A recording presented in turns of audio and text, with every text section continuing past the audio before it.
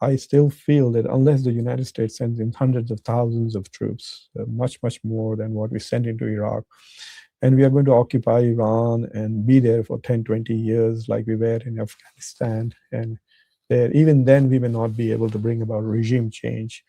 Uh, in fact, what we may do is, it's like Afghanistan. Look, what do we have in Afghanistan now after 20 years of American military presence? You have a more aggressive Taliban, a stronger Taliban than there was one before.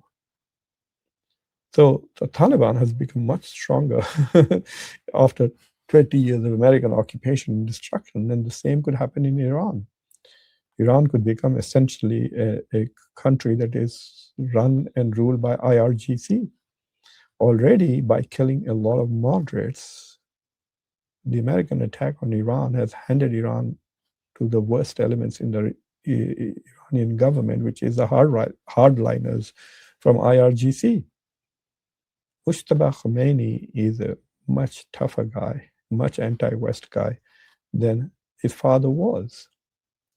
So the United States, I'm convinced that they are going to fail from a strategic point of view. They may win some tactical battles, great, like, for example, look at us today.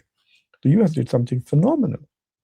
They went behind enemy lines and rescued a pilot who landed in Iran. But what are we talking about? We are making fun of the fact that the US claimed that they had established air dominance over Iran, and that now we see that there is not. We are, in fact, challenging all the claims that the US has made. So for the United States, it's going to be far more difficult to declare victory because they've set such grandiose goals. And if they did not set those grandiose goals, then it's very difficult to justify this war because, according to US intelligence itself, Iran was not an imminent threat to the US. Netanyahu wanted to use America to destroy Iran. And he found somebody in Trump, the only American president who's willing to do that for Israel.